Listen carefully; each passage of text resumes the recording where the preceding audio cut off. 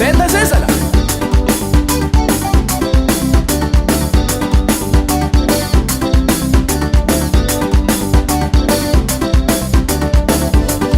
efa letra nagnena kosa efa le fa tonga teto akory ampinarintanagna zay vognony agnano feto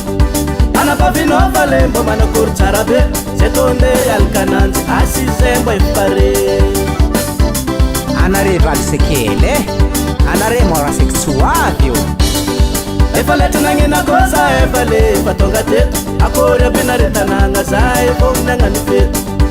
anapavinao fa le mbo manakory tsara be zay tonde alikananjy asy zay mbo efapare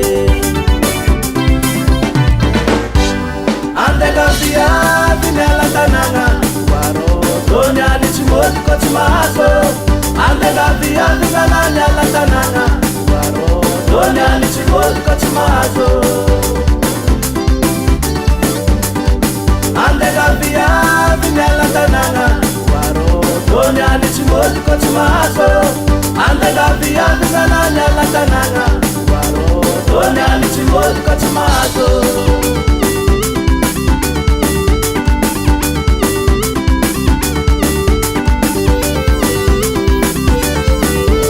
mangao viavy ambany volo salama tsaratsare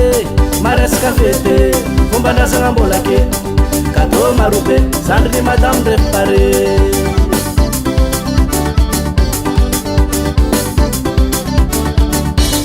mangao viavy ambany volo salama tsaratsare maresaka fete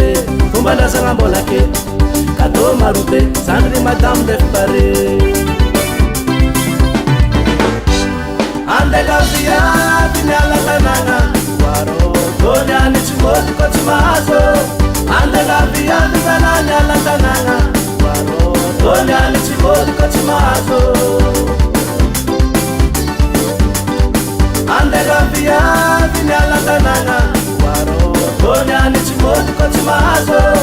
andega viavy zala miala tanagna waro dony any tsy mody ko tsy mahazo aravinanto zay to zafindra maro anake asy zovy amy zanako reny angatahinao io igoany satalagn'olo tsizy igny magnaraky ny fagnarakaraka mbola tsisy koa magnaraky ny fagnivoivo tsisy magnaraky ny zokony faravavo tsy lalahy be ndraiky izy vo ny faravavo lesy ty mbola tsisy koa anao indraky karakoziko tsy mbo mananjany kiveliny anay vo anagaho viavy midianao sandy ampiadianinay tognono agnariny olo dianao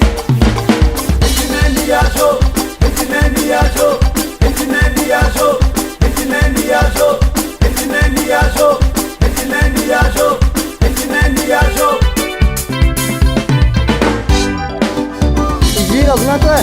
izy tsy gila izy tsy folaka anao koa disaka atero amizay mahavesina angalanao ananjy ny zanakane